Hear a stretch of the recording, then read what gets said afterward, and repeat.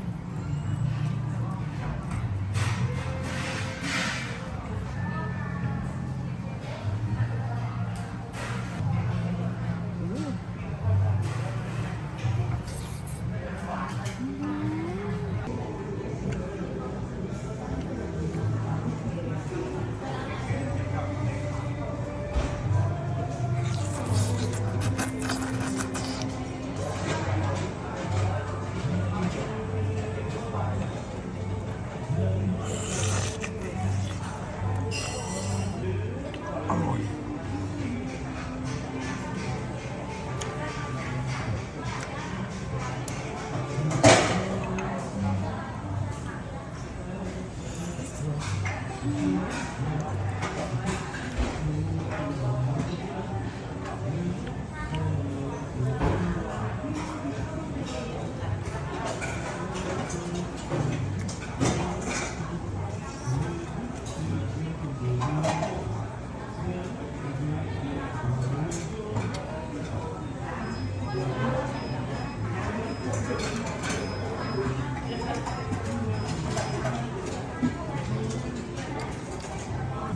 สวย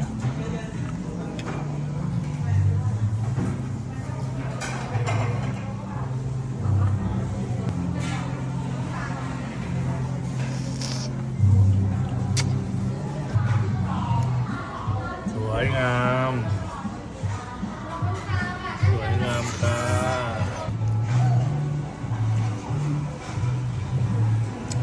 กุ้งดิบเขากินยังไงอ่ะ อันนี้เขาเรียกว่ากุ้งอะไร กุ้งอะไรไม่รู้ กุ้งอาเจน กุ้งอาร์เจนตินา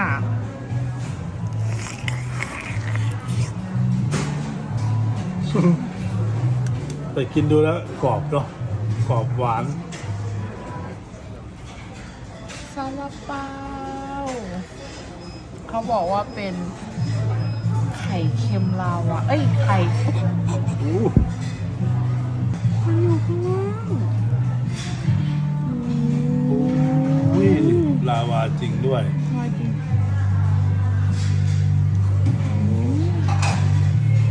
ลาวาแรงไม่แรงก็เข้าปากมันเบียร์แล้ว อร่อย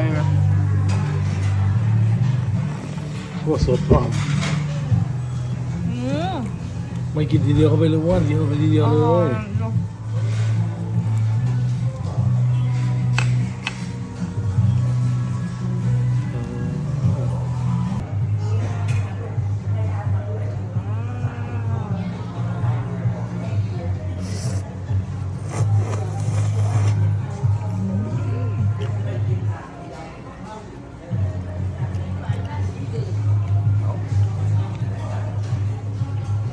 อร่อยมาก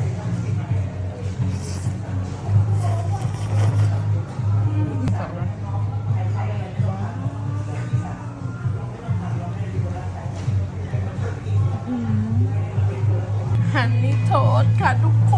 น โอ้ชื่อเหลือมระยิบระยับดีเลย ขอชิม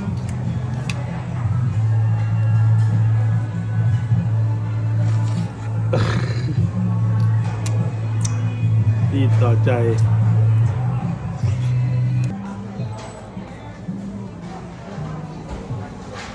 โอ้ยเข้าปากเลยโอ้โห